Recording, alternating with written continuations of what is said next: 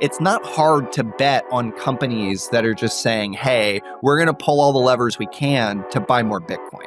If you really think Bitcoin becomes a crucial part of the global financial system, these sort of things need to happen. You need actual Bitcoin financial products and securities and things. You should be prepared if you're investing in these treasury companies for a very difficult period of time. If Bitcoin goes up tremendously and our friends and neighbors and family don't have any Bitcoin, they're going to want to kill us and take our Bitcoin. I don't want to live in a citadel while people are dying outside the walls of the citadel. They are getting Bitcoin whether they like it or not, and we're able to actually put them in a lifeboat because we know the Titanic hit the iceberg 2 hours ago. If you already self-custody your Bitcoin, you know the deal with hardware wallets. Complex setups, clumsy interfaces, and a seed phrase that can be lost, stolen, or forgotten. Well, Bitkey fixes that. Bitkey is a multi-sig hardware wallet built by the team behind Square and Cash App. It packs a cryptographic recovery system and built-in inheritance feature into an intuitive, easy-to-use wallet with no seed phrase to sweat over. It's simple, secure self-custody without the stress, and Time named Bitkey one of the best inventions of 2024. Get 20% off at bitkey.world when you use code WBD. That's bitkey.world and use code WBD. One of the things that keeps me up at night is the idea of a critical error with my Bitcoin cold storage. This is where AnchorWatch comes in. With AnchorWatch, your Bitcoin is insured with your own A+ rated Lloyd's of London insurance policy, and all Bitcoin is held in their time-locked multi-sig vaults. So you have the peace of mind knowing your Bitcoin is fully insured while not giving up custody. So whether you're worried about inheritance planning, wrench attacks, natural disasters, or just your own mistakes, you're fully protected by AnchorWatch. Rates for fully insured custody start as low as 0.55% and are available for individual and commercial customers located in the US. Speak to AnchorWatch today for a quote and for more details about your security options and coverage. Visit anchorwatch.com today. That is anchorwatch.com. Do you wish you could access cash without selling your Bitcoin? Well, Ledden makes that possible. Ledden are the global leader in Bitcoin-backed lending, and since 2018, they've issued over $9 billion in loans with a perfect record of protecting client assets. With Ledden, you get full custody loans with no credit checks, no monthly repayments, just easy access to dollars without selling a single sat. As of July 1st, Ledden is Bitcoin only, meaning they exclusively offer Bitcoin-backed loans with all collateral held by Ledden directly or their funding partners. Your Bitcoin is never lent out to generate interest. I recently took out a loan with Ledden and the whole process couldn't have been easier. It took me less than 15 minutes to go through the application, and in just a few hours I had the dollars in my account. It was super smooth. So if you need cash but you don't want to sell Bitcoin, head over to ledden.io/WBD and you'll get 25% off your first loan. That's ledn.io/WBD. HODL the vlogger and Steven Lubka. How are we doing, guys? Doing great, man. I'm pumped for this. This is gonna be awesome. It's awesome. Yeah. Steven the cobbler. The cobbler. Yeah. Steven the cobbler. Where did that meme come from? I missed this completely. So the Bitcoin Bugle did this post. It was kind of they edited our SEC filing and said that Nakamoto had supplied me with a personal cobbler, and you won't believe the number of people that took it seriously. I mean, it was really, really wild. So it was fun. Are you saying they didn't give you a cobbler? You need to negotiate that contract, bro. Not yet, but I'm hoping after seeing the PR that this cobbler got that, there's a little bit of room here. I think that needs to be memed into reality. HODL, how are you doing, man? What's with the vlogs? You bringing vlogs Good, back? This man. is very early 2000s. Bro, vlogging is back and it's on Nostr. It's on Nostr exclusively. So if you want to figure out what's going on with the vlogs, you got to fucking come to Nostr, bro. I'm not going to tell you, man. This is a tease for a vlog that will happen at a later time on Nostr. Download Primal. Check it out. Have you done your vlog today? No, I don't do it. I don't do it every day. Somebody was like, "Hey man, why don't you just post them on YouTube?" And I was like, "Because then I would be a YouTuber, and that's gay. So no, I'm not doing that." I don't know what you're saying about me there, man. I couldn't do the vlog thing. It's cringe enough for me doing the clickbait YouTube titles. I'm not sure I can go full vlog yet. I don't know what's more cringe, vlogger or podcaster. I think it's like Sophie's choice. HODL, You were early. You were early to the podcast meta. I remember years ago, your thesis, while everyone was criticizing too many podcasts, was everyone needs more podcasts. And I think that turned out really correct over time. Yeah, I was saying, did you have a conversation with a family member in private about Bitcoin? That could have been a podcast. Why wasn't it a podcast? Why are you not doing enough for Bitcoin? And then the Buell guys just took that and ran. Well, and as we now know, you're not just a podcaster, but you're a board member. Exactly. That it's like the meme in Bitcoin is if you're in it long enough, you become a podcaster, a VC, and now it's a board member of a treasury company. Absolutely. The podcaster to corporate governance board pipeline is, I mean, it's obvious at this point. It's a natural evolution that occurred over time. The best podcasters just really moved up. They had the skill set. But are there even any Bitcoin podcasts left? Are we all just Bitcoin treasury podcasts now? Yeah, that's true. That's true. It has been, honestly, like, I can't tell you the last time I didn't talk about treasury companies on the show. And really? I mean, Callie probably, because he's a fucking badass. But it gets... I'm super skeptical, Steven. So I'm going to be like the skeptic here. But why don't you start by just explaining what's happened with Nakamoto? Yeah, sure. So we recently completed our merger. So that's exciting. That was last week.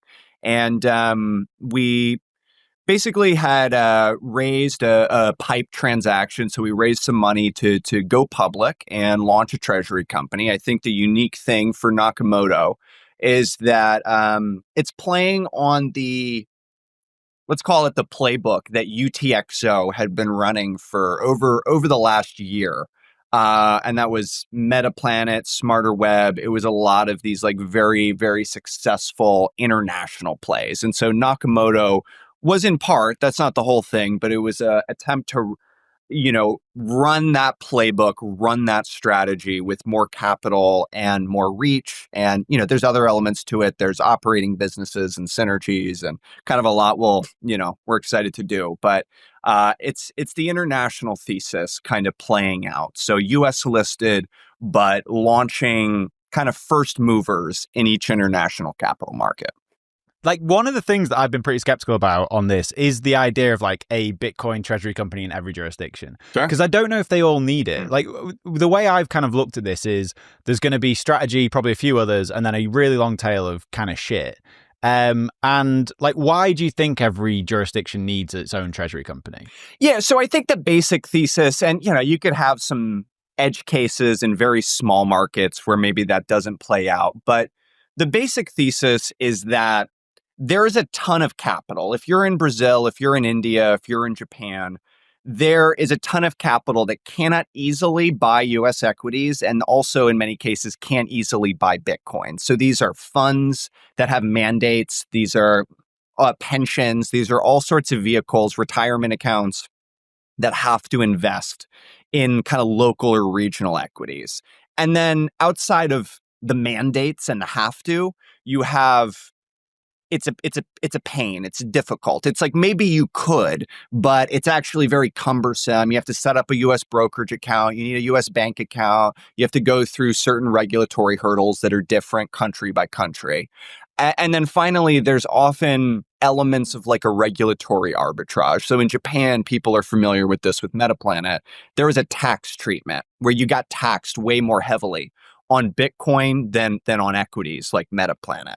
And so I think that people focus a lot on kind of the regulatory arbitrage, the tax stuff, and there's many other things besides tax treatments. But I actually think that the larger pool is there's just a lot of money that can't easily or won't easily leave the country. And so we're pretty high conviction, and I'm pretty high conviction that having a local vehicle in every major capital market is something that'll play out well. All right, I've got a ton of questions on that, but I want HODL's perspective on this. Do you think that like this kind of long tail where it's winner take most is the likely way this will play out? I think the way you described it is very close to my own thinking about it, where strategy, if you look at strategy versus the other treasury companies, the other treasury companies combined, I think have 1/10 of Strategy's holdings, right? So that lets you know that they're the 800-pound gorilla in the room. And what we know about Bitcoin is that if you go first in size, it's very hard to unseat you, right? Like as good as I think I am at stacking and hodling over the years, I'm never going to be able to catch up to a person like Wences Casares or somebody from the very early days. They're just in a totally different class than I am. And I think it'll be the same thing with MicroStrategy versus the other companies, right? So like, yeah, I think you're very right. I think a lot of people, I think like, not to be offensive towards Steven, but I think Nakamoto is kind of playing for second place. Sure. And a lot of, I would put Jack Mallers' company in the same boat. I would, certain other companies that are spinning up, like Strive. I forget the Strive company, what it's called, but they're all in that same like let's play for second category. But second is a big winner. Yeah. So if you get second or third place, like you win massively. If you're Treasury company number 1,000, no, you don't win massively. But second or third, like there's going to be a lot of spoils for those players in the game. And then I think on the point that Steven was making about the reg arbitrage and different jurisdictions, et cetera, I'll give you the flip side of that perspective, which I think he's right about that, but I'll give you the flip side about that perspective, which is as an American, I have exorbitant monetary privilege in the American stock market, and I don't really want to go into other capital markets. I want to give my money to a company like Nakamoto and have them do it on my behalf, right? And so I want to go with an American domiciled vehicle with an American company with American disclosures. And I don't want to have to do the work of going and diligencing every foreign market on the planet because it's just a headache and a half. Yeah, see, that's the point that I really agree with. And Steven, I'd be really curious to hear your take on this because I'm not trying to give you a hard time at all. I'm just trying to understand it. In that, like, I live in Australia from the UK, and in both those places, there are their own treasury companies that have popped up and are doing like a local treasury play. But at the same time, I could still just go and buy MicroStrategy. And so, like, what is the capital you're attracting in these countries? Because again, with things like Smarter Web Company, they obviously did amazingly well. They're down quite a lot since like the top, but they're on Aquis, which is a tiny exchange in the UK. Like, do they actually get retirement account money into that exchange?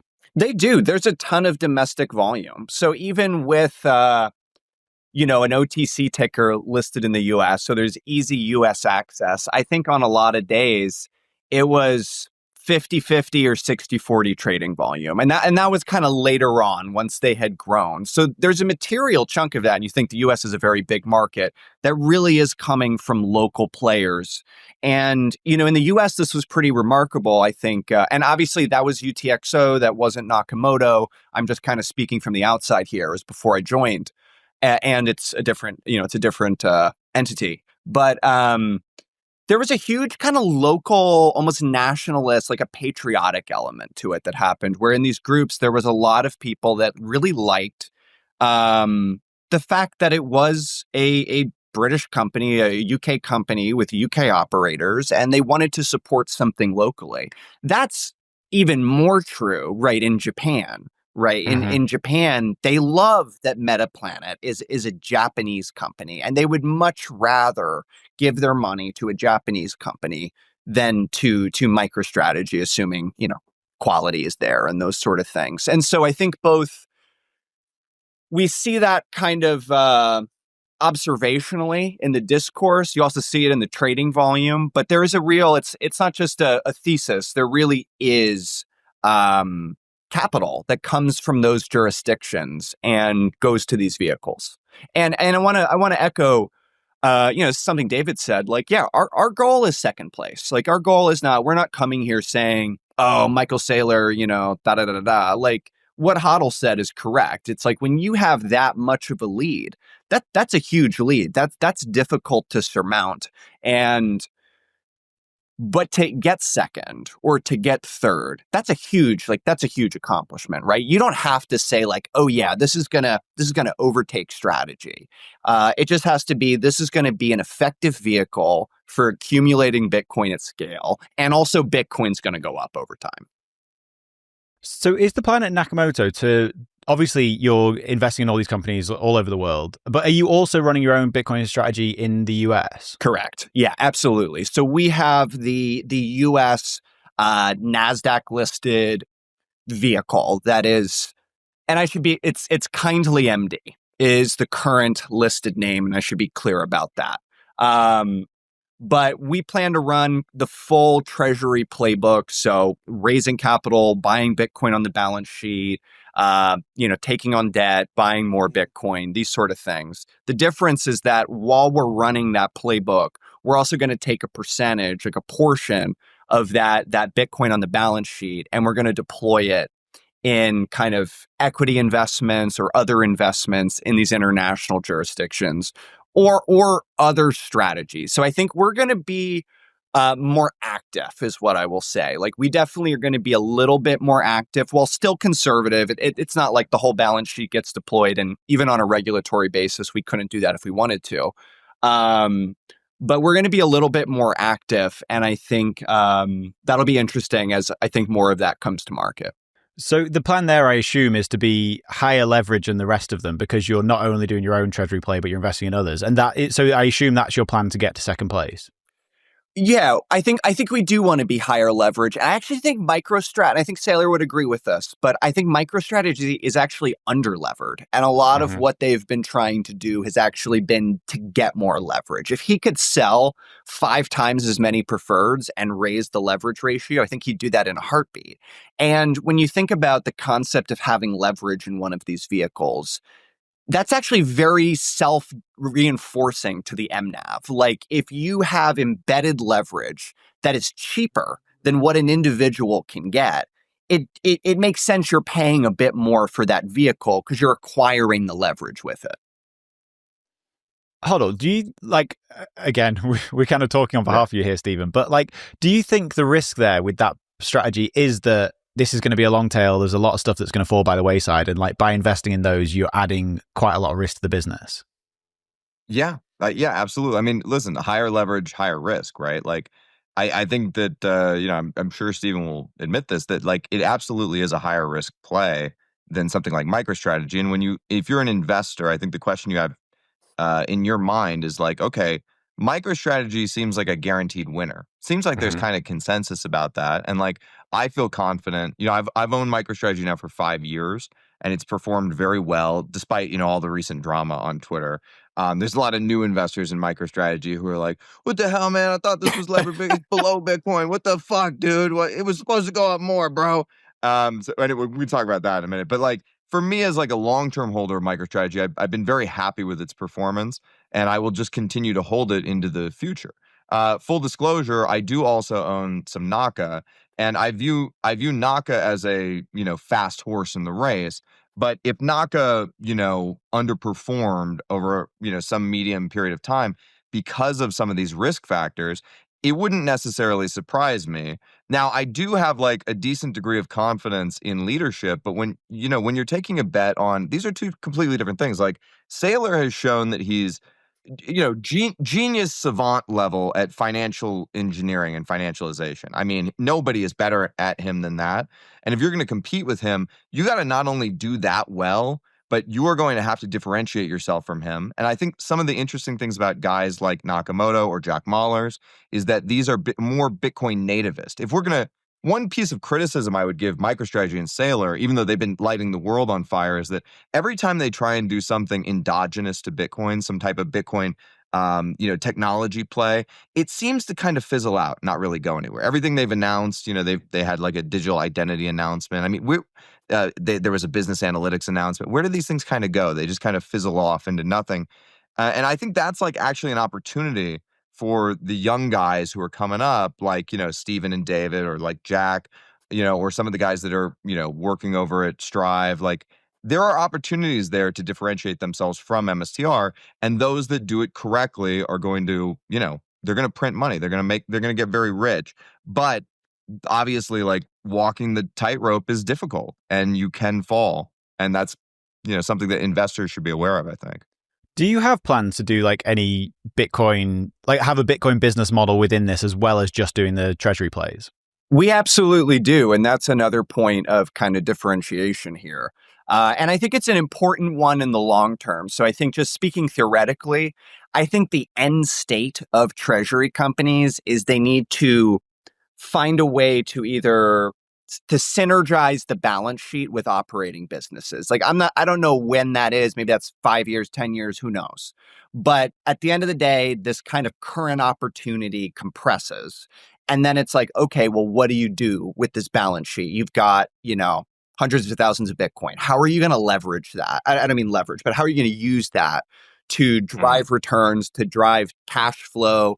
And that's actually where, to HODL's point, it's valuable to have a company that is like operators in the Bitcoin industry that actually are from the industry, that know how the industry operates, that have a track record, because there's a better capacity to not just achieve, but also think about that transition and setting up for it and having those even to achieve Bitcoin denominated cash flows, where the more Bitcoin goes up, the larger those cash flows go. To us, that's like the gold standard, right? If you can really do that well, that's way better than like uncorrelated operating businesses that just don't track Bitcoin performance at all. So one thing that's very simple is, as part of the transaction, we have an option to acquire BTC Inc. and UTXO.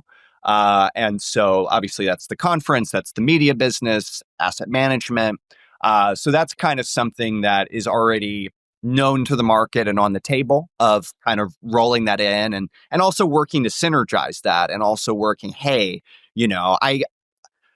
I'm adjusting to the public company role, and you're limited in what you can say if I'm speaking a little differently than usual. But what I would say there is that, like, if you think about having a network of treasury companies and you think about the existing business, contemplate what synergies you could do there. There's a long list of things you could do that would cause those to enhance the growth. So that's one part of it. Another part of it is actually looking at like M&A activity and saying, hey, are there Bitcoin businesses that we could acquire that are going to synergize with the balance sheet or the activities of Nakamoto, and make this just increase the kind of operating revenue. And so, yeah, that's a goal for us. I think that's important long term. And while I don't want to state that as like the number one priority in the short term, obviously the top priority is buy more Bitcoin and get more Bitcoin on the balance sheet. That's absolutely something we're looking at. Yeah, it's funny because I totally agree that long term these treasury companies are going to have a business model. That probably has to be a Bitcoin business model. But right now, it seems like they're just kind of memes. Like, I don't know if you agree with that, but it's paper Bitcoin summer, bro. I think it's I'm a big paper Bitcoin summer fan, and I think memes are powerful, but I think it's more than memes. I have to say that, and the reason it's mostly Bitcoin acquisition now is because, like, think about, you have capital. What's the best return you're going to get on that capital? Is it buying Bitcoin, or is it investing in an operating business? Like, what's the rate of return going to be? And the thing is, at this stage in Bitcoin, it's very hard to outperform Bitcoin. So it's rational, I think, for a lot of these businesses to say, hey, on an incremental $100 million, we're going to just buy the Bitcoin. And later on, that math might change, and I expect it will change. It will have to change. So this isn't like a permanent state. But I think it makes sense that right now we're in a bit of a land rush, and it's saying, hey, it's a race right now. Who's going to be number 2? Who's going to be number 3? How much Bitcoin can you accumulate? And that's just the phase we're in. I think I understand why people have kind of hesitations there, but I think you just need to understand that, yes, that doesn't last forever, but it also could last for a while. On the M&A thing, I think something may have just clicked for me. When you're investing in all these treasury companies in different jurisdictions, obviously some of these are going to be big, some will be small. And at some point, we're going to see a load of treasury companies start trading at a discount, in my opinion, I think. Would your plan there on the M&A side be to acquire those treasury companies and essentially stack Bitcoin at a discount as well? So it's definitely an option that's available to us. Either treasury companies, there's a lot of companies actually that have Bitcoin on the balance sheet. But so basically the angle there is whether it's a treasury company or another entity, that you could acquire Bitcoin through that, or acquire a business and Bitcoin. Those are options that are available to us. Obviously, it depends on like when that moment is in the market, and like there's a challenge. Like you have to. There's like a balancing act for those companies. Like from the perspective of the company that's trading at a discount, generally they could probably sell the Bitcoin close to market price, and unless they had enough Bitcoin where they're worried about slippage and they're worried about moving the market. And so if you like really have a decent chunk of it, then it probably makes sense to entertain like a buyout offer. It makes sense to be like, hey, just come in and buy this whole amount. I don't want to bring this to the market. But if it's a tiny one, I think they probably just sell it. They just they can get market price unless there's other complications. Bitcoin is absolutely ripping, and in every bull market, there's always a new wave of investors, and with it, a flood of new companies, new products, and new promises. But if you've been around long enough, you've seen how this story ends for a lot of them. Some cut corners, take risks with your money, or just disappear. That's why when it comes to buying Bitcoin, the only exchange I recommend is River. They deeply care about doing things right for their clients and are built to last with security and transparency at their core. With River, you have peace of mind knowing all their Bitcoin is held in multi-sig cold storage, and it's the only Bitcoin-only exchange in the US with proof of reserves. There really is no better place to buy Bitcoin, so to open an account today, head over to river.com/WBD and earn up to $100 in Bitcoin when you buy. That's river.com/WBD. What if you could lower your tax bill and stack Bitcoin at the same time? Well, by mining Bitcoin with Blockware, you can. New tax guidelines from the Big Beautiful Bill allow American miners to write off 100% of the cost of their mining hardware in a single tax year. That's right, 100% write-off. If you have 100k in capital gains or income, you can purchase 100k of miners and offset it entirely. Blockware's mining as a service enables you to start mining Bitcoin right now without lifting a finger. Blockware handles everything from securing the miners to sourcing low-cost power to configuring the mining pool. They do it all. You get to stack Bitcoin at a discount every single day while also saving big come tax season.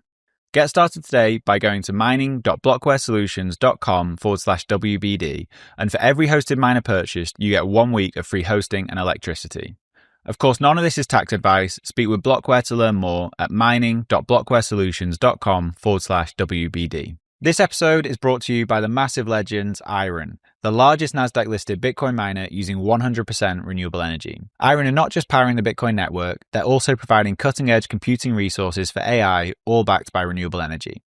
We've been working with their founders, Dan and Will, for quite some time now and have been really impressed with their values, especially their commitment to local communities and sustainable computing power. So whether you're interested in mining Bitcoin or harnessing AI compute power, Iron is setting the standard. Visit iron.com to learn more, which is IREN.com.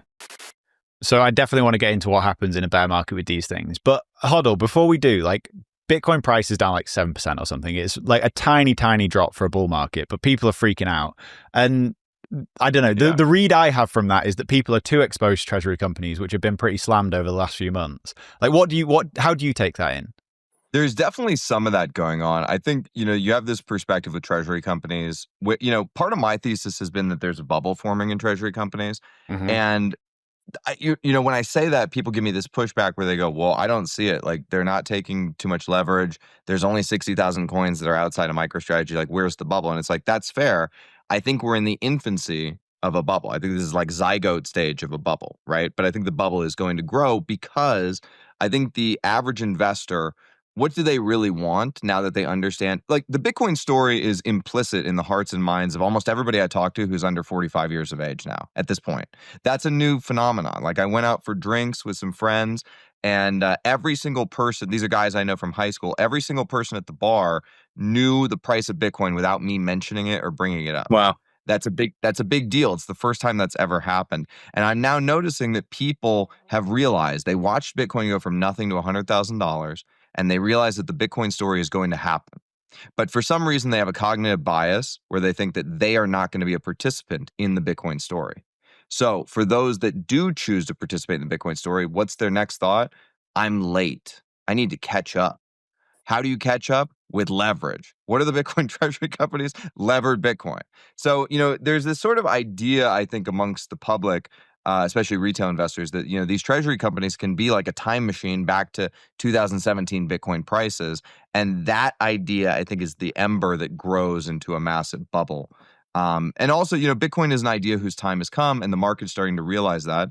Similarly, you look back in history to like the dot-com bubble, the internet was an idea whose time had come, and everybody could see the value of the internet, but the internet had not yet been built out. And some of the promises of the internet that would later be real, like YouTube, which, Mark Cuban was selling as broadcast.com, they were these kind of janky versions, or like, pets.com eventually became Chewy and it sold to PetSmart for $3 billion. But like back in 1997, there was no ability to ship bags of dog food through the mail, right? So like whenever there's a big Leviathan idea, like this new network that is Bitcoin, the internet of money, the public is not stupid. Eventually they get wise to what's happening. I think that's happening now.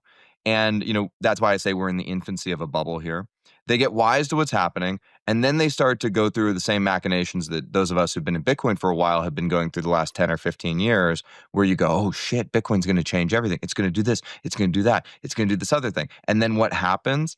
People come along to sell you those dreams for cash. I'm not saying that Nakamoto or Steven are doing that, but I'm saying there will be companies that are going to do that, and that is going to be like sort of the formation of the bubble. Every big new idea ever resulted in like what you can call a bubble. Like, and really what do we mean by a bubble? We need a market that goes way up and eventually contracts because it went up so high. But it, like HODL was saying with the internet, it's not that the internet wasn't a world-changing trend.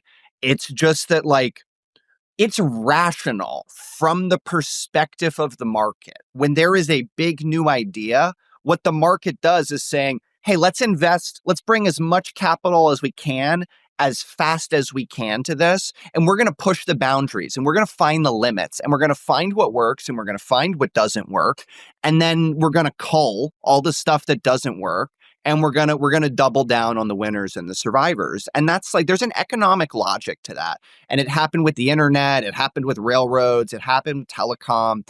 It also happens with financial structures, investment trusts, leverage buyouts, mortgage trusts. So it's not just hard technology, but sometimes people invent new financial structures that are just like how to package investments and capitals, new forms of securities, REITs, private equity.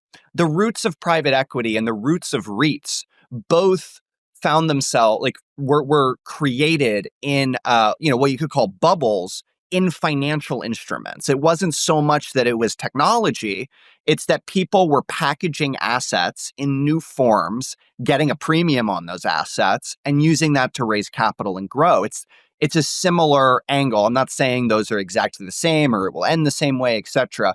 I'm just saying that financial structures are economically valuable just as much as technology because they allow capital coordination. And so it's like, it's natural, I think, to assume if there is a big new idea and it's a winner, there is going to be this enthusiasm that comes into the market. And it's reasonable, I think, to expect a lot of investor interest. And but I also agree with HODL that like we're in the early stage of that. Like he made a point, there's like 60,000 coins outside of MicroStrategy. Treasury companies have not, as a group, deployed capital at scale yet. So, to say that this is kind of kind of like this is the zenith, I think isn't right. I think this is a big idea, and it is it fundamentally is leveraging the structure of public markets to deliver a growth rate. And like the structure of public markets doesn't change anytime soon. And I don't think Bitcoin stops going up. And so as long as Bitcoin keeps going up, and as long as a public company can access financial tools that an individual cannot access, there's a very straightforward way to deliver incremental returns. I think my friend Bitcoin Tina actually is the one who nailed this when he had his thesis was called The Hardest Trade. And the core of that thesis was that Bitcoin is going to bore you to $1 million. I think that's what we're living through now. And I think actually, Bitcoin Tina's story is that he got, he sold a lot of his coin. He got scared and sold a lot of his coin. It really was the hardest trade for him.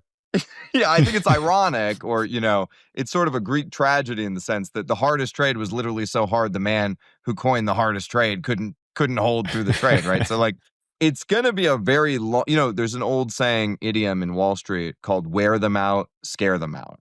And I think something that we've been grappling with in Bitcoin this year during this like bull market, this hasn't really been much of anything in my opinion, but like something we've been grappling with is we don't understand what's happening. And that's okay. And I'm just going to admit that freely is like, I don't understand how the Wall Street guys think. I don't understand what they're doing. I don't understand the way they move capital. I don't understand the way they trade these markets or the way they view them over a short, medium, or a long time frame. And none of them talk to me. They don't call me on the phone and say, bro, I think, whereas I have a lot of conversation with 4-year cycle guys who are like, dude, it's got to October. It's got to go up in October. It always does, man. It's always got to go up in October, So I think that we need to like break off a slice of humble pie and say we're in a new phase of Bitcoin, the financialisation of Bitcoin, a broader part of the speculative attack, if you will. And these treasury companies are a symptom of that, what's going on. And I think we need to just sit back and look and say, maybe like our map is not matching the territory anymore. And we need a new map, It's funny because I totally agree with you. I've called this bull market boring a load of times, and I speak to Checkmate pretty regularly. He's a good friend of mine, and he's always like, you just need to like manage your expectations because this is now like we're in a different world at this point, I think. But I want you two to convince me of something because you're both saying you think this is like the early stage of this cycle, this bubble. In my opinion, and I could be completely wrong here, we're much later in that cycle than I think people understand. But like we're seeing MNAVs get crushed across the board. Like I think strategies at 1.4, 1.5, something like that. Metaplanet's come way down. Like across the board, MNAVs are getting crushed. Like why do you think this still has legs? And just to add to that, like I think Saylor changed the game with these preferreds. And is the idea of just selling common stock to buy Bitcoin now just an old, boring idea? I don't think it is at all. I think that, if you look at these assets, I mean, there were numerous points where, MicroStrategy traded at a discount at one point. Like MNAVs have compressed in the past. For Metaplanet, I think there's been 3 distinct periods where the MNAV compressed like materially, very, very heavily. In the past, have they ever been when we're like very close to all-time highs though? MicroStrategy did peak early. It peaked early last cycle. It did peak way before. I think there's maybe one Metaplanet correction that was definitely, maybe not at all-time highs, but at very positive Bitcoin prices. I'll speak to the point you're making, though. There was a massive run-up in these assets that actually happened while Bitcoin was going slightly upwards to sideways. And so what you saw was the treasury companies in the spring, in May, they put in multiple hundreds of % gains. Like there was a massive move higher for Metaplanet, for SmarterWeb, for H100, for all of these names. And the market is now digesting that fact. And I find it somewhat funny because Bitcoiners, when you're a Bitcoin guy, every time Bitcoin would have a drawdown, the people would come out of the woodworks to be like, look, it's down 30%. Bitcoin's over. Don't you feel stupid? And Bitcoin people would say, hey, zoom out. It's still up this much. It's gone down before. It's come back. And you look at these companies and they're still at like, if you bought before, they're still generally at like very good prices. They've grown tremendously. There's been a material contraction, and I don't mean to, make light of that. Obviously, if you purchased it at the top or, that stings.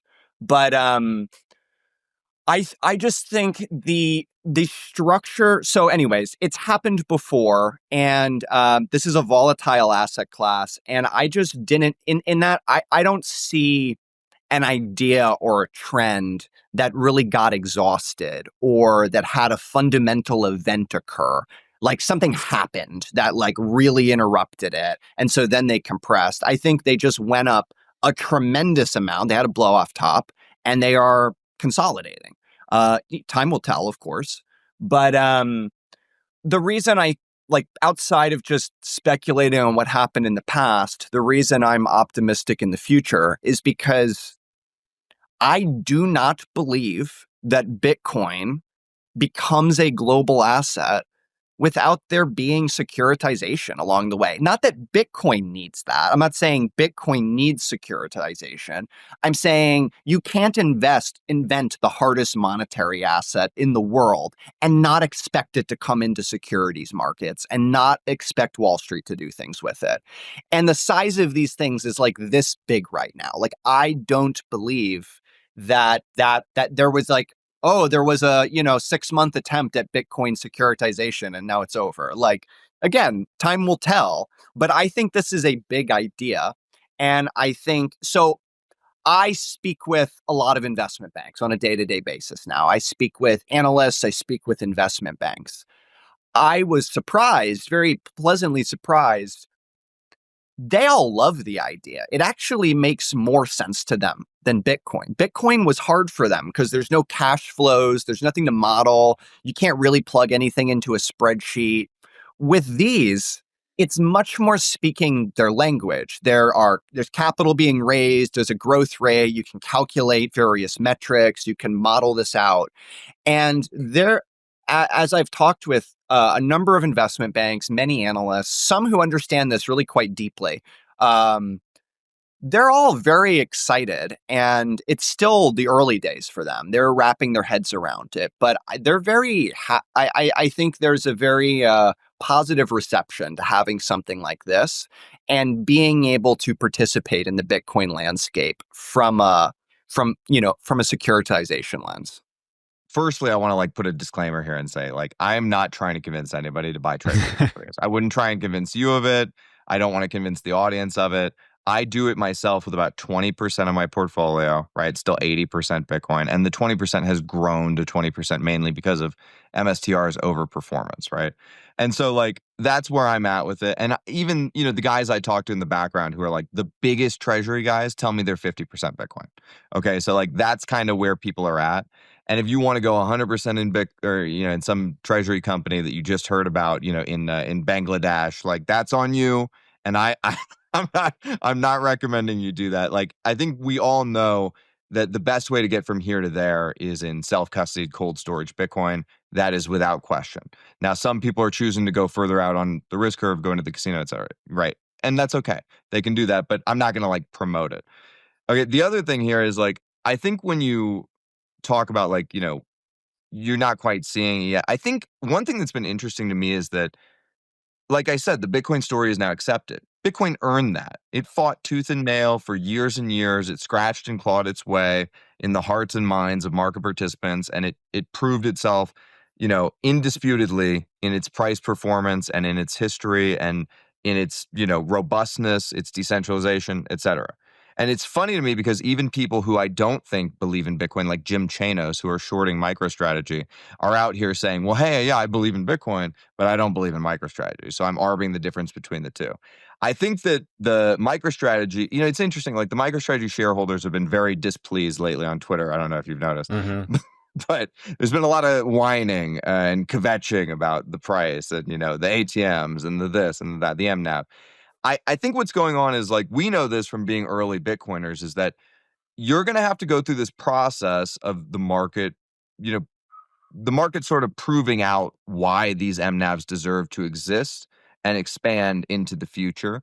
And there's this sort of idea that, having a very large hoard of Bitcoin, there's a speculation that having a very large hoard of Bitcoin will be very useful in the future for XYZ reasons. Nobody can really quite articulate the reasons why having a large hoard is better than having a small hoard, because theoretically you should be able to do the same things you can do with a large hoard with a small hoard.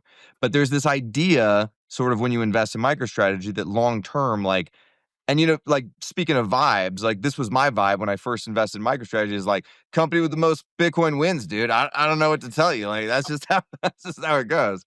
So I think that there's a process here that the market has to go through where it digests these new substrates, and Bitcoin treasury companies they're a new modality. And if you're an investor in MSTR, Nakamoto, 21, whatever it is, you're going to have to go through the process as well. And it's kind of interesting. I was thinking about the MNAVs in terms of remember co-integration from last cycle? It's almost like the MNAVs are kind of co-integrated with the Bitcoin price. It's like the Plan B gave the analogy of the drunk walking the dog. And it's like, yeah, this is levered Bitcoin, but it doesn't mean it's always like perfectly 2x levered. It's going to move around quite a bit. And you as the investor have to make sure that you can endure that volatility, which is why the spot products of these companies are probably the best long-term bet rather than, getting deep in the options game or some of the leveraged ETF products, et cetera.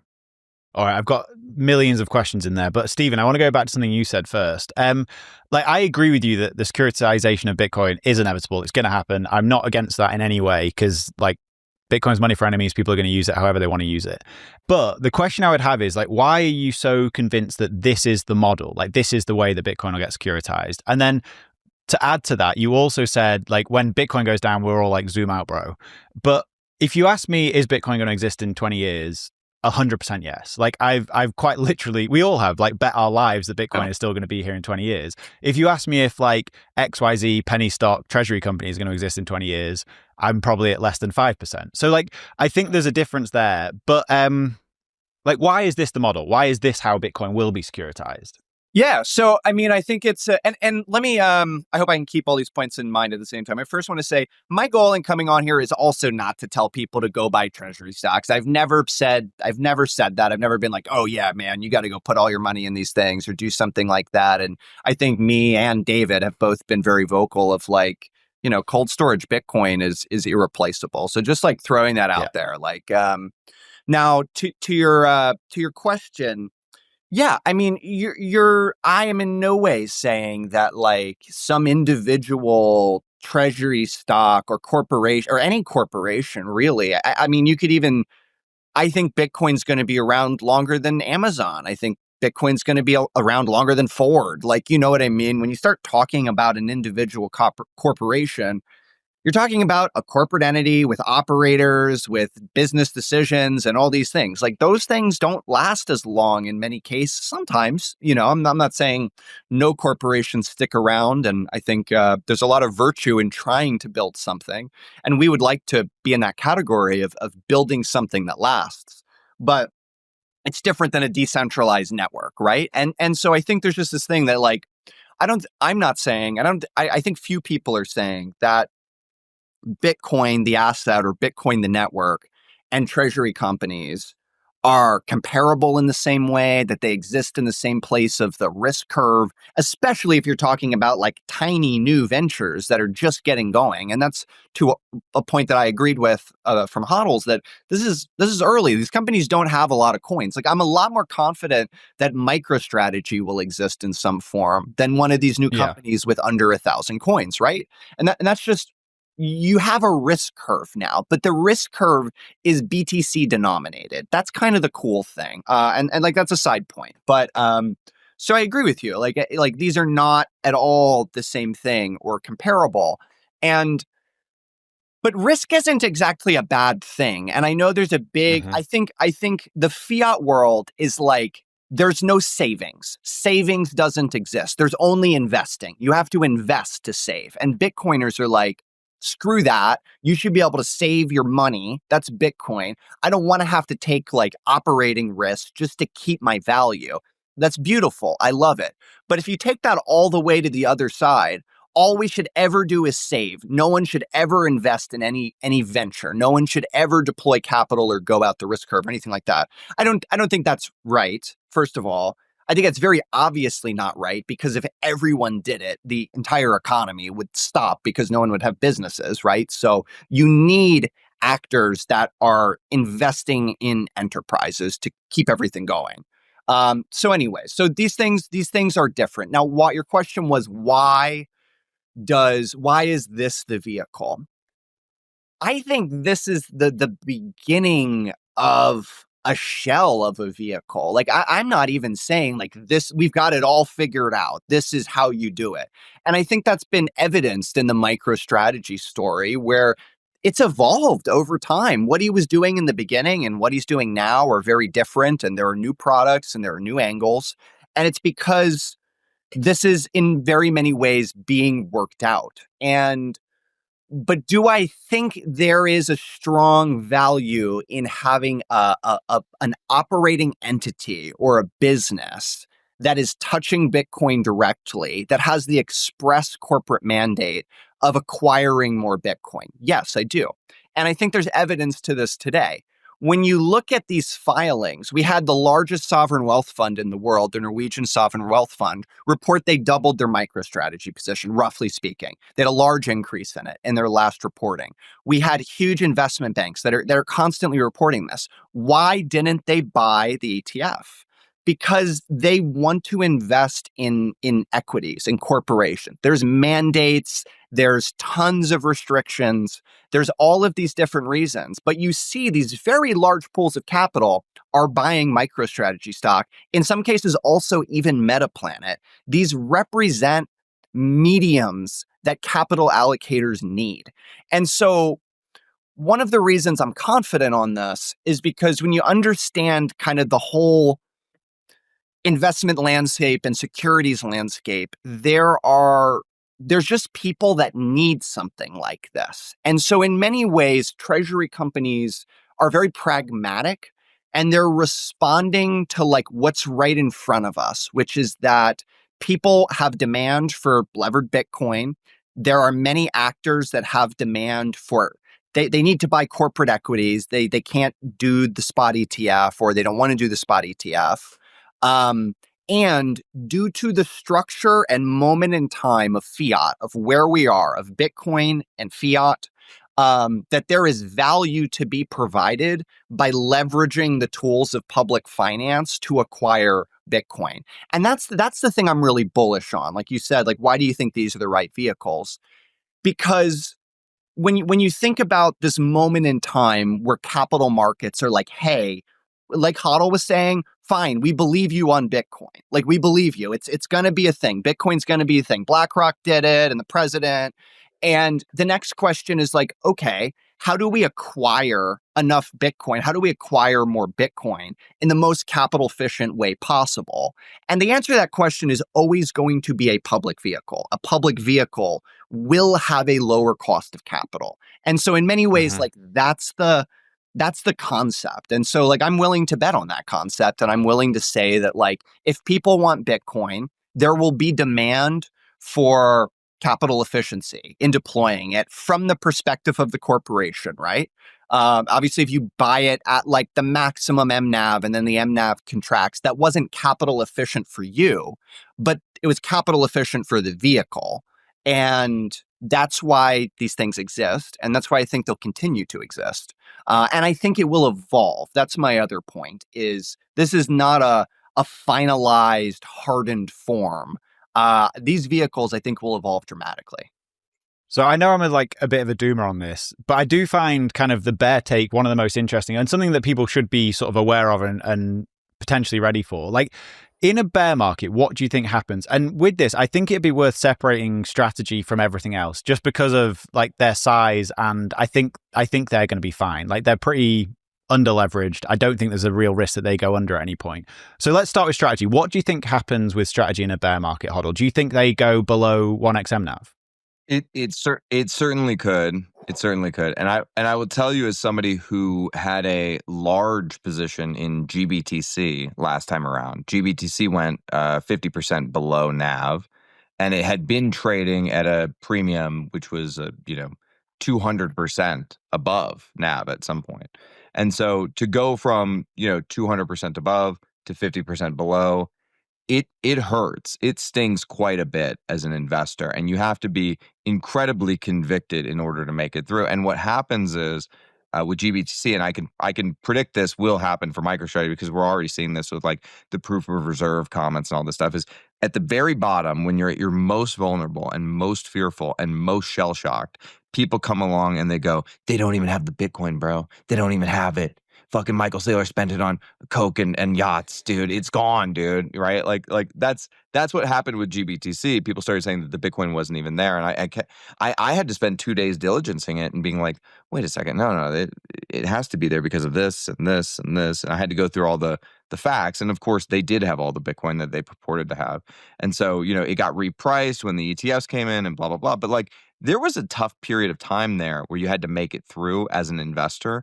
And I think that you should be prepared, if you're investing in these treasury companies, for a very difficult period of time. I mean, the volatility, listen, like Saley says, volatility is vitality, but like, hey man, there's a lot of highs and lows in life. Like, this can suck for quite a while before it gets better. So like, yeah, if we hit a deep bear market, be prepared for rocky waters ahead. The thing that I think warrants the most conviction is that there is a way to structure a public vehicle with the express purpose of acquiring as much Bitcoin as you can that makes all the sense in the world. And if you're bullish Bitcoin, you should be bullish this element. And like one of the things, and there are many kind of evolutions this market could go through. For example, if Strategy or Treasury company starts earning a return stream on the Bitcoin, let's say Strategy starts generating 3%, like not even anything crazy, or 4% or 5%. There's now a growing cash flow component that's coming that then gets a multiple. And so if they have 100 billion in Bitcoin or whatever it is, and then they now have leveraged the treasury, they're either issuing financial products, they're earning a return from it in some way, there's development in the market. They now have the value of the assets plus a multiple on the return stream, which is growing every year. And that marks the equity above the NAV. Like it trades for more. That is like a price to earnings multiple is similar and different. And, I appreciate there are people in traditional finance that would push heavily back on that a PE multiple is the same as an MNAV, and they're distinct. But they're both examples of the market pricing future growth to today. Like that's what a PE multiple, like what a PE multiple is it's saying you don't get to buy my business for just the net present value. You have to pay me for how fast I'm growing. Because if I hold on to the business for another 5 years, well, I'm worth 30% more, right? And so we discount that back to today.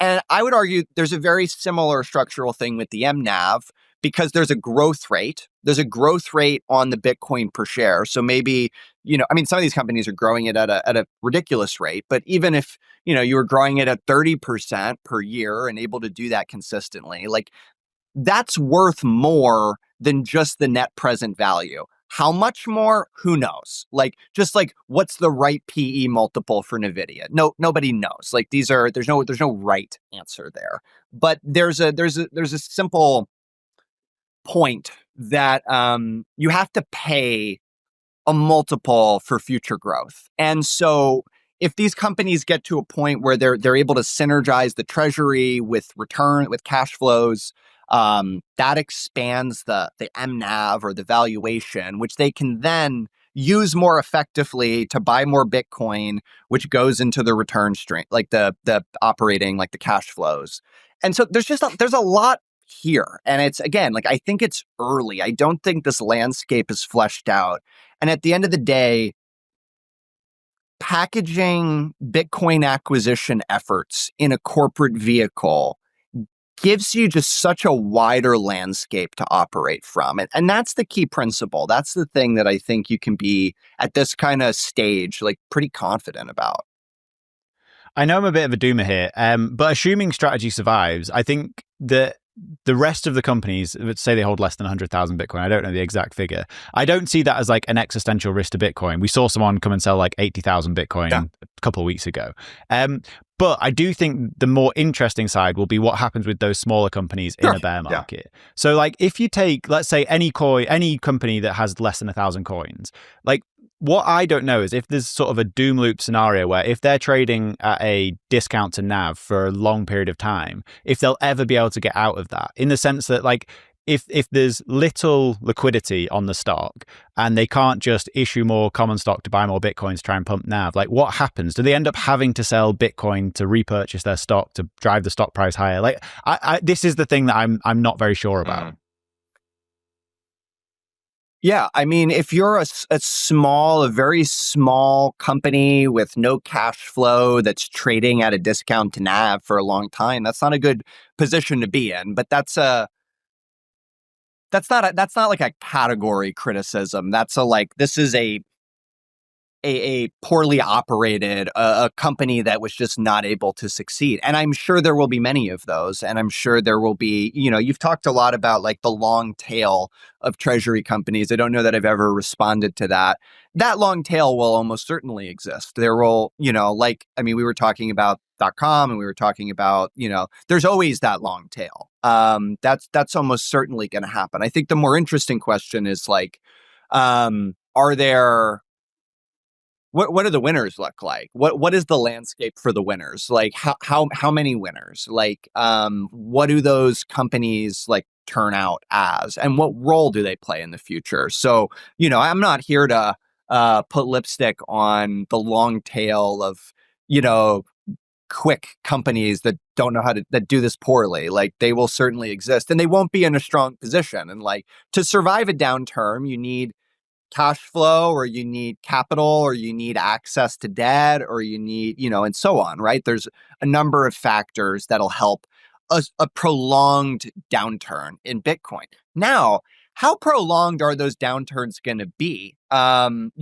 of the points HODL was making at the beginning was like, the quality of this market is different. Wall Street's here. They're operating under different rules. And God, I know every cycle people come out and they say, 4-year cycle's over, bro, not going to happen. And then they're wrong. And so it's like incredibly like intellectually risky to take that stance. But I truly struggle to imagine a 2-year 70%. Like, I don't think you can get both. I don't think you can get a magnitude of a drawdown of like 70% and a 2-year duration. I think you could obviously still have drawdowns. I think they're shorter lived. I think they're less extreme. Mm-hmm. I think Bitcoin at this point I really characterize the Bitcoin bear markets as a large segment of the market losing conviction existentially in the asset. It's not like, oh man, this thing's gonna correct for a year and I just can't handle it. It's like, no, it's like they think Bitcoin's over. Like it's done. Like, and it's that sort of existential fear in the asset that I think has driven the historical Bitcoin bear markets. And I think with a combination of like the level of integration, the capital that's available to buy these things, like it's not just, individuals that aren't seasoned investors. Like you have $90 billion in the ETFs, you know what I mean? Like there's capital that has come into this thing.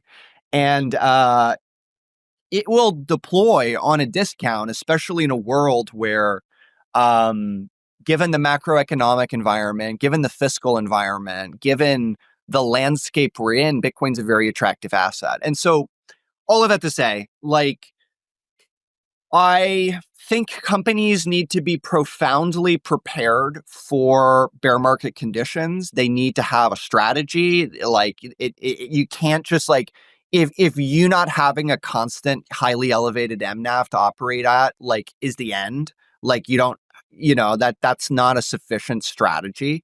But also like outside of that, I do expect that the duration of these kind of moves are going to be shorter, and that does make the landscape easier. I think also as we talk, I've become convinced that like the small treasury, the long tail, like they just don't have enough coins to cause a significant correction here inside of treasuries. Correct. Yeah. I agree with that in terms of like Bitcoin price. But HODL, like one of maybe your second biggest meme after 6.15 is green, red. Yeah. Do you think that is dead? I have to say, like, I'll go out on the intellectual limb because what do I have to lose anyway? I've said every stupid thing you can say in this space. Yeah, I think it's dead. I think we're in, the new era of Bitcoin. Bitcoin is trading like something like Nvidia or like a tech stock. It's not trading at all in any way where I have any understanding of how it's trading. I can't anticipate how it's trading. I'm bored by it because I think I'm addicted to the dopamine of its early volatility. And, by the way, I think that's a thing that we should talk about. One of the things that's causing people to go into treasury companies, OG Bitcoiners to go into treasury companies, is the addiction to dopamine. Because as Bitcoin matures and the vol recedes and the returns are more stable, early Bitcoiners are like, This sucks. This is unbearable. I want to get 10 times more wealthy every 4 years. I'm getting wealthier every day. It's unbearable, Danny. I can't stand it.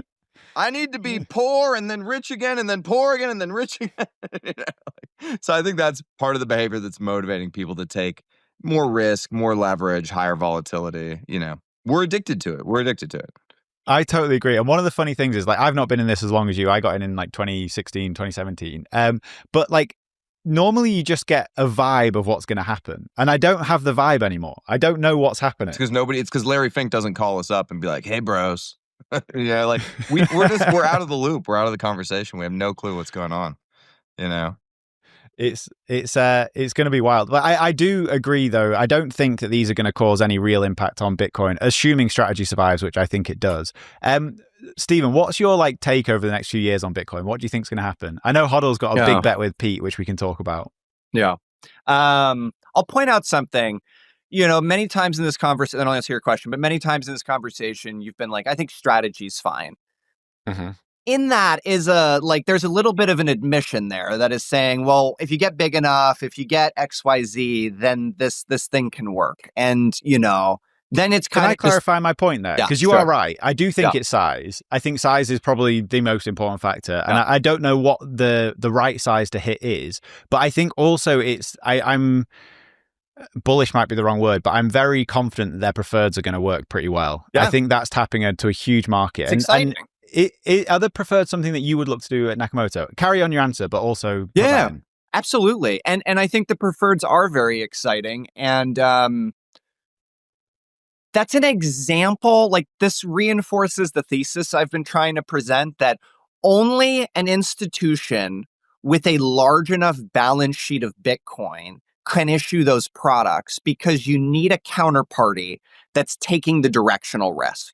And Goldman's not going to do it. And JP Morgan's not going to do it. They're not going to hold $100 billion of balance sheet. They can't, first of all, because of regulation. So you need an institution that says, hey, we'll stomach the vol for you, volatility as a service, and then we'll peel off some of that excess return for you so you can make your 9%. And that's a Bitcoin collateralized financial product.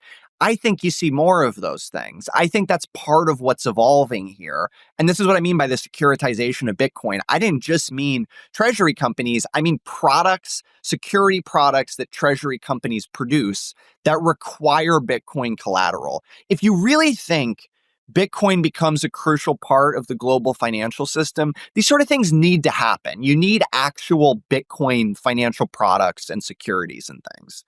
And I think this is the early stage. I don't know where it all ends up. I don't know what it all looks like. But I agree with you. And I think it's important. And I think it's part of it is a real product they're producing. And Saylor has said this. I'm iterating his phrasing, but he's called it refining, or this is what Solomon Brothers did. So there was a tranching of bonds, but in traditional finance, there's something similar here where they broke out the bonds into different buckets for different risk profiles and categories of investors. And so this is something with a history where you take an asset class and you kind of extract certain properties from it and you bundle it up. Mm-hmm. And that's what Saylor's looking to do here. And I think there's a lot more room for that, of kind of taking some of the properties from Bitcoin and giving different investors different buckets. These are the CDOs of Bitcoin. That's what we're doing here. No, I'm just kidding. And Nakamoto is like a CDO of it's a CDO. Synthetic CDO, I'm looking at Bitcoin Treasuries. Yeah. Shout out MVK. So 21 have got 40,000 coins. Adam Back's company is 30. You guys are at 5.7 thousand. Yeah. What is big enough, do you think? That's the question, right? So coming back to, where I tangented, you said size is what allows, you're going to make it if you get big enough. The answer is nobody knows. Where is that bar? But if you handed me, if I handed an operator a structure that had a couple $1 billion of Bitcoin in it and said, no more equity sales, you can't use an ATM, you can't do any of this stuff, sink or swim, Can they make it? I think so. I think if you get handed an operating structure and you're somebody that understands the ecosystem, that understands Bitcoin, could you take a $5 billion wrapper without doing an ATM and without doing some of these things and make a company? Like, I think you could, right? That's a lot of capital, especially if you're bullish Bitcoin and Bitcoin's growing and you say, hey, I mean, in a few years anyways, this thing is, worth quite a bit more. So I don't, nobody knows where that kind of threshold is, but I don't think it's anywhere near strategy. I don't think you have to get to strategy scale. I don't think it's like if you don't have $100 billion in Bitcoin, you're in trouble. I would think it's substantially lower. Now, is it 200 coins in a micro cap stock XYZ? Like probably not. That's not sufficient scale if suddenly all of these other advantages turned off. But I think I think as that kind of grows, you get a couple $1 billion, and I think it's probably closer to that mark. But I'm also like, there's a theoretical there, which is we're saying like these other factors kind of go away, and you kind of can't use the current playbook. I'm obviously bullish that the current playbook persists. I know me and HODL have both said we don't really have a great vibe check on this bull market, Stephen, but how much of an impact are the Treasury companies having in terms of buy-side pressure? Obviously, there's an answer to that question with and without MicroStrategy. I'm just going to exclude MicroStrategy here. And I don't think it's been very material at all because I don't think there's been a huge amount of Bitcoin bought. And when you look at that listing that you read off, some of those were existing coins, right? So in some of those structures, there wasn't buy pressure that came in there. It was just coins into a structure that's still pending. So of the ones that actually have done buys, I think it's less than the Galaxy seller. So we saw in real time someone unload 80,000 with a negligible 1 or 2 or 3%, right? And that's got to be one of the most bullish things that's happened this cycle. Yeah, the fact that made very little difference. Absolutely. I mean, it speaks. Yeah, and I have to be careful what I say here, but we recently did a large purchase, right? We did it. It's a liquid market. That's what I'll say. It's it's a real liquid market, and that's great. And so, even if you just take all those treasury companies and add it up, it's sub the Galaxy seller, or at least it was when I did these calculations last time. So I don't think it's been mechanically a big component. Maybe the narrative has added a little special sauce to it where everyone's like, whoa, there's all these treasury companies. Let me buy some more Bitcoin. But I think I don't think it's been a huge driver on the price of Bitcoin, which has been, I think it's had a great year, but it's been lower volatility. And then I think this is a point HODL made that I wanted to jump on.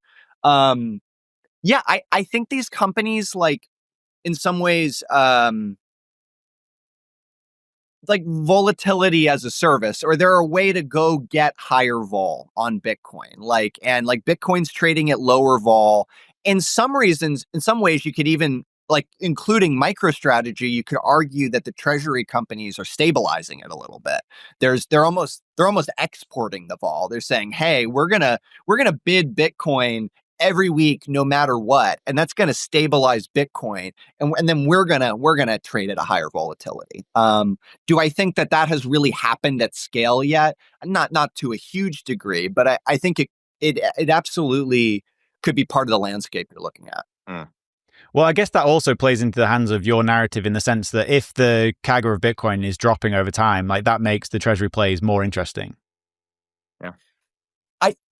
I think there's, after so many years, I think there's demand for higher volatility than what Bitcoin's currently given. I think there's interest in that. That's not saying go put all your money in this or XYZ, but it's saying, hey, let's put 5%, 10%. I'm gonna take a portion of my portfolio. Let me do it on a higher vol asset. I think there is demand for that. Yeah. HODL, you've got $1 million Bitcoin bet with Pete by the end of 2027. How confident you feel? I feel decently confident in that, actually. Still? Yeah, still. So you think we get a 10x basically? I have until 2 years. January 1st, 2028. So I get I get all of that bad 2027. So we get I got 2 years and change for that bet to pay off. I mean, after having been in Bitcoin for a long time, that's not that big of a move from here to there, you know? I mean, we just went 15K to 24K, right? Like, it's pretty damn close to the same amount needed to go from here to there.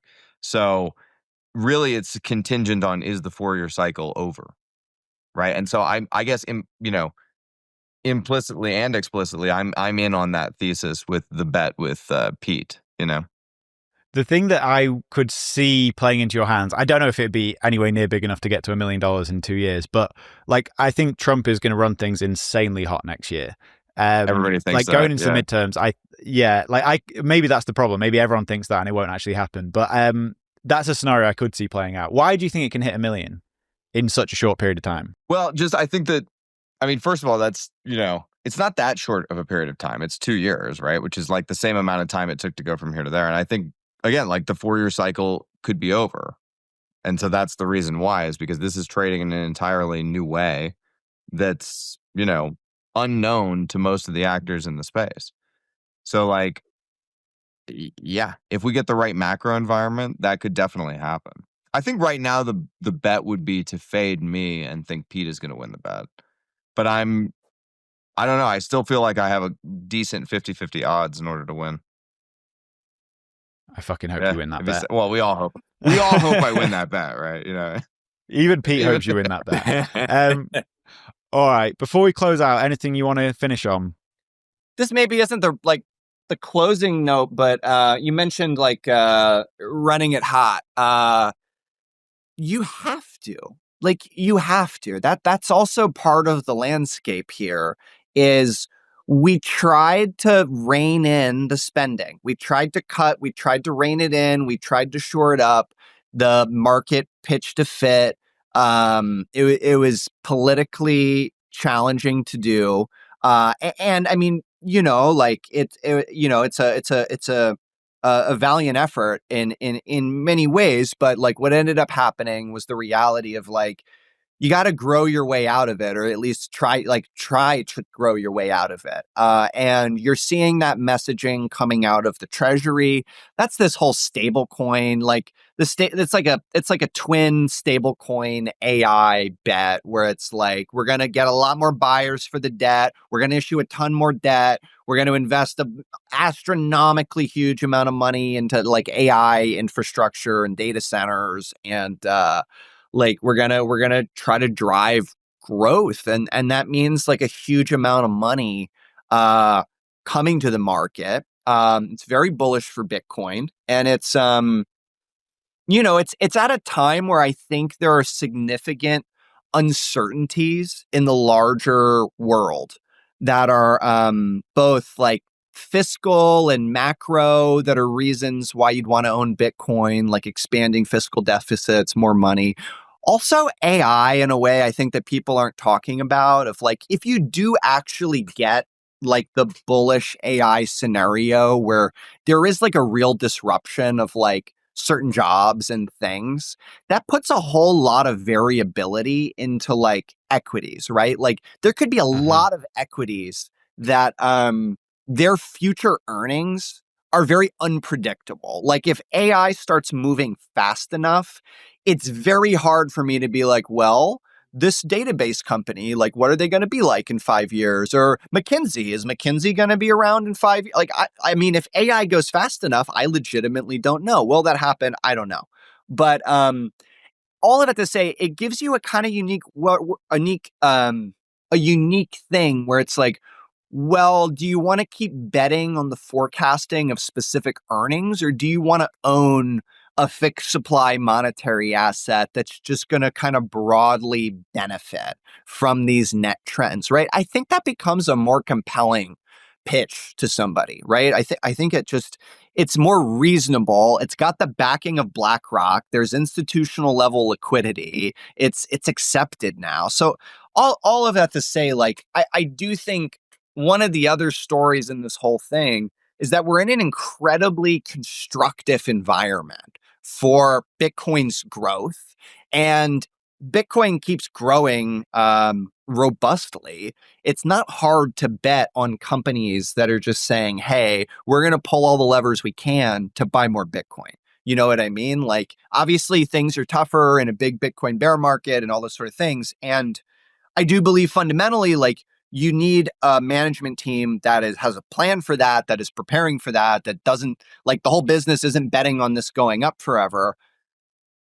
That being said, I think it's a very constructive landscape, and it would not surprise me at all to see Bitcoin up this year, next year, the year after. It Every wouldn't year. surprise me. Green, green, green, green, green, green. That's the new meme.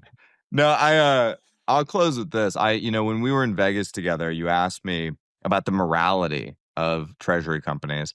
And, there was kind of this pause in the conversation where me and you were both like, I've thought about that a lot since. I've thought about it a lot since that moment too. And I think I've come to a conclusion, which is if you look at this from the outside, I mean, let's just call it what it is. This is shitcoining. It's a form of shitcoining. Everything that's not Bitcoin is a shitcoin.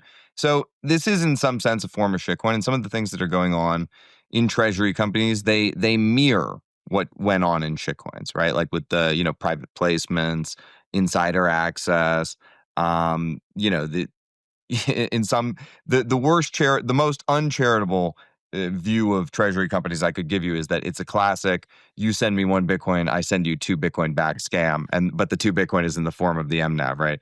So that's the most possibly uncharitable view I could give. I don't believe that to be true. I think it is like a straight up game, and that's why it's morally defensible to play.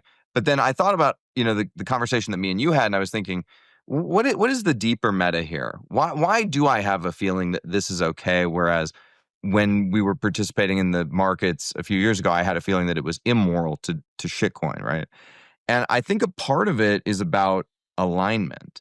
So we have had all of us, we've had a tremendously difficult time getting horses to drink. We've been leading people to the water, but we cannot make people drink. So like we're all the annoying, probably everybody that listens to this podcast, unless they're brand new, is the annoying Bitcoin guy in their friend circle or their family circle. And you've been giving the rant and, oh, Jay Powell's going to do this. And, the geopolitics of the situation in the Ukraine are this.